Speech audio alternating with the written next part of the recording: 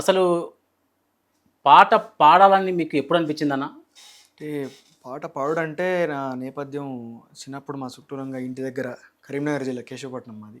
Okay. అక్కడంతా ఆధ్యాత్మిక వాతావరణం ఉండేది. సో, ఇక అక్కడ వాళ్ళందరూ భజనలు లేకపోతే ఈ స్వాధ్యాయాలు, పారాయణాలు, గీత పారాయణాలు ఇవన్నీ ఎక్కువ జరుగుతుండేటివి. మమ్మల్ని కూడా పట్టుకపోయేటోళ్ళు వాళ్ళు. పోతా అంటే ఇక వాళ్ళ పాటలు వినుకుంటా మేము నేర్చుకున్నాం. ముందుగాల భజన పాటలు బాగా నేర్చుకొని, ఆ తర్వాత మేము కొంచెం సెవెంత్ క్లాసు నేను అట్లా వచ్చే వరకు తెలంగాణ ఉద్యమం చాలా తీవ్ర స్థాయిలో పూట నడుస్తూ ఉన్నది. ఓకే. ఆ క్రమంలో మా సారు అక్కడ వాళ్ళు కూడా ప్రైవేట్ స్కూల్ కాబట్టి ఉద్యమంలో పనిచేసిరు వాళ్ళు. సో మమ్మల్ని కూడా తీసుకొని పోయేది అనేక వేదికల మీద మేము తెలంగాణ ఉద్యమం సమయంలో ఉపన్యాసాలు ఇచ్చినాం, పాటలు పాడినాం. సో అట్లా సామాజిక అంశాల మీద సంబంధించినటువంటి గీతలు, పాటలు, ఆ తర్వాత తెలంగాణకు సంబంధించినటువంటి పాటలు, అనేకమైనటువంటి పాటలు అవన్నీ కూడా వినుకుంటా పెరుగుకుంటా పాడుకుంటా అట్లా అలవాటు అయిపోయింది. ఇక కొంచెం డిగ్రీ ఆ ఏజ్ వచ్చిన తర్వాత మాకు ఎక్కువ సమాజంలో జరుగుతున్నటువంటి మన చుట్టూ జరుగుతున్నటువంటి కొన్ని సమకాలీన అంశాలను ఓకే. కొద్దిగా పర్యవేక్షించుకుంటూ వస్తున్నాం కాబట్టి సో ఆ చదువుతో పాటు సామాజిక స్పృహ అనేది ఒకటి మాకు అక్కడ స్పర్శించింది.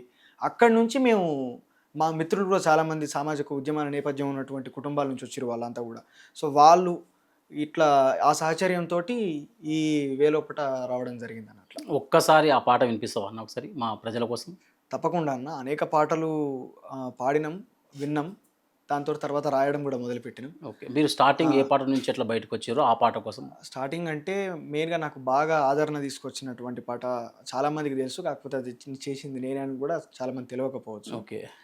ఆహ్, పేరు మారంగానే ఆది మరిసావో యాదగిరి నరసన్నా, పేదోళ్ళ బతుకు చూడరన్నా, ఊరు మారంగానే ఊరకున్నావో యముడాల రాజరాజన్నా, మాయతలేందో చూడరావన్నా, పసిబిడ్డను చరచి ప్రాణాలు తీస్తే ఏ సొరికెలో దాగిరన్నా, మీకు కోపం ఎట్లా రాలేదన్నా, అన్నా అని మిమ్ము నోరారా పిలసిన సెల్లెల్ల నోలల్ల మన్ను గొట్టి పూజలందుకుంటీరి, పేరు మారంగానే యాది మరిసావో యాదగిరి నరసన్నా, పేదోళ్ళ బతుకు చూడరన్నా, రాజన్నా నీకు కోడెను గడితే కుక్కల కొడుకుల పుట్టించినావే, గొడ్డురాళ్లకు బిడ్డలనిచ్చి బొందల గడ్డకు సాగనంపావే, కన్న కొడుకునే తెగ నరికినోనివి నా కొడుకులనెందుకిడిసినవు, కామున్నే బూడిద చేసినోనివి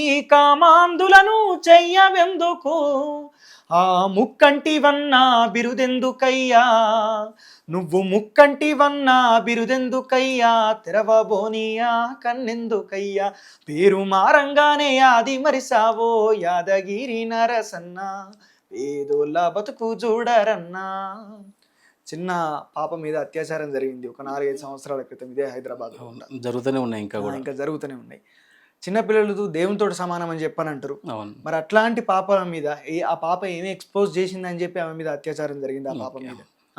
ఏం అందాలు చూపెట్టిందని, అంటే ఎంత దారుణమైనటువంటి స్థితికి ఈరోజు సమాజం దిగజారుతున్నదంటే ఆడవాళ్ళ మీద అత్యాచారాలు జరగడానికి గల కారణం వాళ్ళ ఎక్స్పోజింగ్ అని చెప్పి, ఉప్పు కారం తినటువంటి మొగోళ్ళు మరి ఊకుంటారా అని చెప్పి చిల్లరగా మాటలతోటి అత్యాచారం చేసేటోళ్ళు మాట్లాడేటటువంటి మాటలు, అంత దుర్మార్గమైనటువంటి సమాజం లోపల ఉన్నాం కాబట్టి మరి అక్కడి నుండి దాన్ని బయటపడేయాల్సింది మరి భగవంతుడా అని చెప్పి తెల్లారులేస్తే అందరూ దేవుని మొక్కుతారు కదా.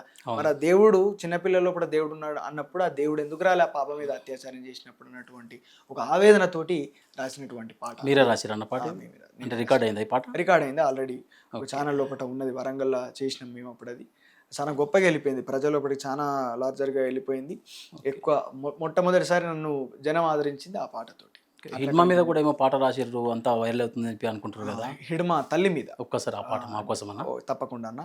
హిడ్మా మరణించినప్పుడు ఆయన పార్థివ దేహాన్ని తీసుకొని వస్తా అంటే ఆ విజువల్స్ చూసినాం. ఆ తల్లి ఒక శివంగి లెక్క నడుస్తుంది, ఆ తల్లి యొక్క ఆత్మస్థైర్యాన్ని చూసి అప్పుడు గాలికి గాయం కానే కాదు, నిప్పుకు చెదలే పట్టబోదు, నీటిని ఎవ్వడు కోయలేడు, భూమిని ఎవ్వడు దాచలేడు, వీరులు తారలై నింగినున్న పోరాటం అన్నది ఆగబోదు, ఆ వీరాయోధుని గన్న అమ్మ పుంజి కంటి నీటి చుక్కల నుండి పుడతారులే మళ్ళీ వేల యోధులు, పుడతారులే మళ్ళీ వీర యోధులు. కోడలు కొడుకు ఇంటికొస్తే దిష్టి హారతి ఇస్తాననుకుంటివో, దిష్టి బొమ్మలోలే బిడ్డలొస్తే చితిమంటల హారతి ఇస్తివో.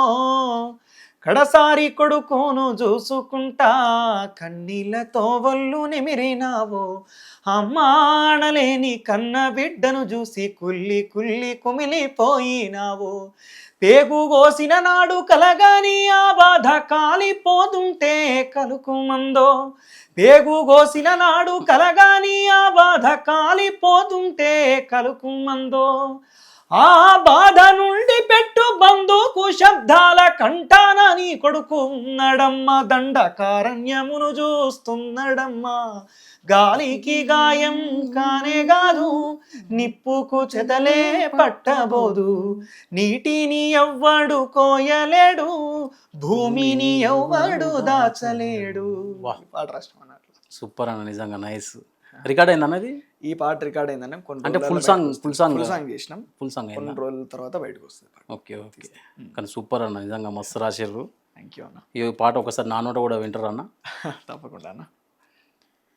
గాలికి గాయం కానే కాదు, నిప్పుకు చెదలే పట్టబోదు, నీటిని ఎవ్వడు కోయలేడు, భూమిని ఎవ్వడు దాచలేడు, జయసూర్యాన్ని ఎవ్వడు ఆపలేడు, ఈ రాజుబాయి నీకు తోడైనాడు, జనముతో ఆటలు ఆడేవాడిని పాటలతోనే పండవేడుతాం.